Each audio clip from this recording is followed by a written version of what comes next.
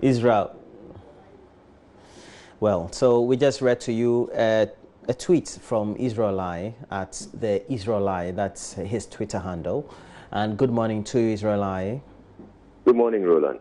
Yes, we just read your tweet. A tragic accident, wouldn't you say? A real tragedy to lose such a young soul this morning, Israel. I mean, it's so true. What hit me, I woke up this morning and I'll be listening to the news as always, and they start with this breaking news that Ebony is dead. And, you know, Ebony is somebody you can't help but fall in love with. She's a sweet person. Yes, you can say all that you want to say about the way she dresses, her provocative dressing and all, but she's still a talented musician. And if you listen to the songs that she's churned out, she's written the songs that she's done in her short life. People love them. I mean, I love her songs too. You know, what pains me the most is that there was Scottish, the managing editor, talked about. He kept on saying that we should bring Ebony on JoyNews Prime Time, and I had always been nursing the idea. I mean, I'd love to bring Ebony on. I never found the right time to do that. And only to hear that she's good, and I'm like, no, I didn't get up to meet her and interact with her. But yes, it comes with the truth. For me, what pains me the most is that I was around. I was a young journalist, started working, in the media when Susie Williams passed, and this happened somewhere at last, and I followed that story. I saw the video, and it pains me that we're having another. We've just lost another Susie Williams.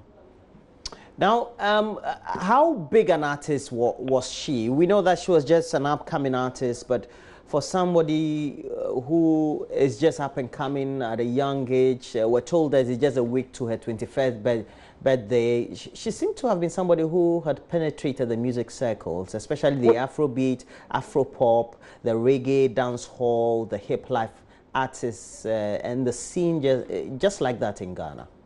Oh yes, I mean Ebony. She's risen very quickly, and she hasn't really got into a peak yet. You see, that's another sad aspect of the story. She's nowhere near her peak, and then, life is just snapped out of her, just like that. It's painful. It's really painful. You know? Wow. I can't.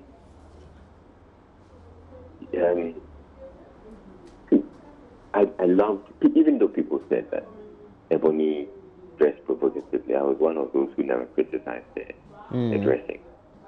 Yeah, she showed a bit, sometimes a bit too much. But yeah, it looked like that was what she felt got her into her groove. And so she would do it. She did some great music. And we're going to be loving her music. I mean, all this morning I've been moving from radio station to radio station, and it's Ebony who's reigning. She's just living her name. Yeah. Unfortunately, her death, Ebony reigns. Okay, Israeli, thank you very much. And you can always follow Israeli on Twitter at the Israeli. It has a mass following. Israel, are you off? Okay, Israel is off. So we have Lexis Bill. Lexis Bill is the lead presenter for the Drive Time segment of the Joy FM line of programs, as we have it from 2 o'clock, I believe. It's now been shifted to 2, I believe. Good morning to you, Lexis. Hi, good morning, bro. How are you? I'm fine. Are you in blue this morning? You and I are Chelsea followers, so. Unfortunately, this morning I'm in black. Yeah, I know. Where are you currently? I'm in Ebony's house, where she lives in Accra. Mm. Yeah. What's the mood? What's the mood in Ebony's house? Well, it's that of confusion, it's that of uncertainty, it's that of sadness, tears. Not many people are here because she left with the friend she lives with and her security and another friend as well. So it's with her, it's just her house help, her houseboy, and a few friends who had come over to really ascertain the variety of the news that has been going around. And of course, it's, from all indications, it's looking like it is true. So it's really a somber mood here. Basically, yeah. We know it's sad. Sometimes it's difficult because we're in news and entertainment, and sometimes you just have to move on and try to educate people, inform them, and all that thing we say that journalism does or the industry does. But you've had great experience in the industry. You've seen artists come and go. How big was she even before she left the ground? I got to be honest with you. I think Ebony was in a position that a lot of musicians would love to be in. She was one of the most talked about artists, regardless of her, the issues of bashing that people threw at her left, right, and center. She came to a point where people had to accept that, look, this is how this girl is. And she is admirable. I mean, she surprised people with 2 amazing songs after all the suggestive and the suggestive songs to people. She came with a gospel song. That was the first song on her album. She did a song about domestic violence that threw people off and showcased a whole new outlook for her. And so it was, she was that A-lister all of a sudden who came out of nowhere. And people were even tipping her to win Artist of the Year because of the number of hits she had turned out, the number of performances she had done in the year under review. She had done so much work, and so it sounded like she deserved Artist of the Year. So she was in that place that a lot of people wanted to be. And so for me, she was one of the biggest things that I know.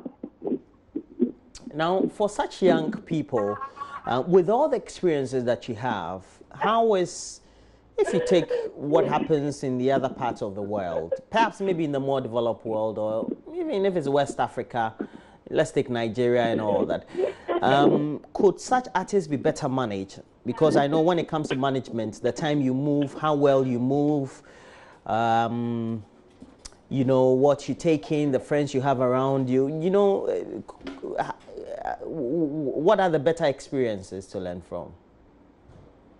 When it comes to management of artists, yes, there might pass through. There might be the templates and there might be the technical way to go about it. But so many artists have proven to us that really it's more about the talent itself.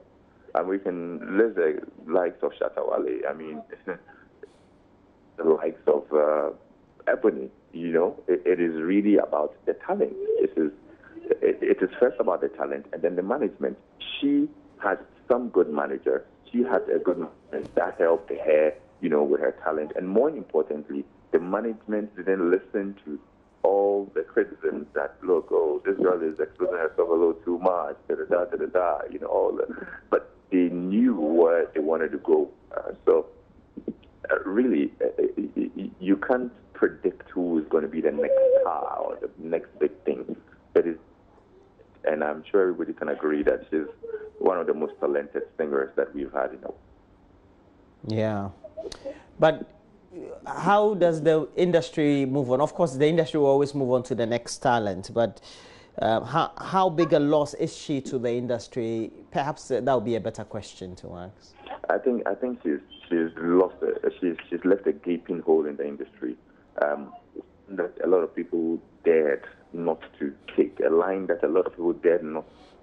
You would expect the ideal female singer to be all prim, proper lady and all of that. She came and said, look, I'm the 90s bad girl.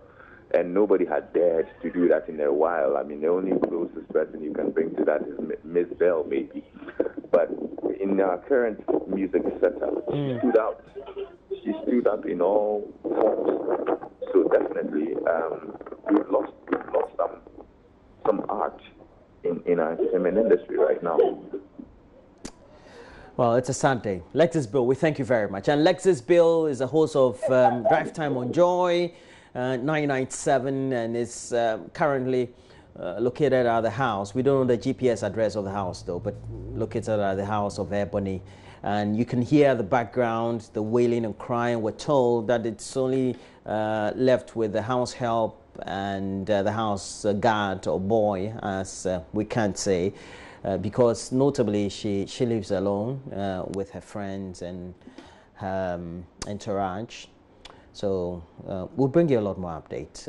Again, the news is that Ebony has passed on. She passed on at Mankran. So we'll bring you an insight of an interaction Benis Abubedu had with the superintendent of Mankranso, who is Superintendent John Edusei, the Mankranso Police Commander.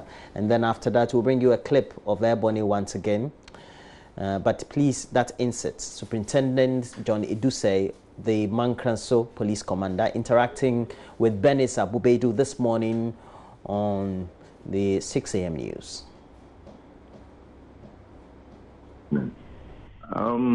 We had the information yesterday around 11:15 p.m.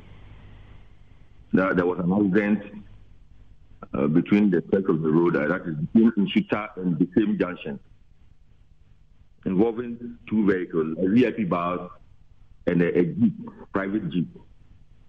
So quickly, my men went there, my officers went there and identified the bodies of three victims, that were two female and a male. That is including Ebony.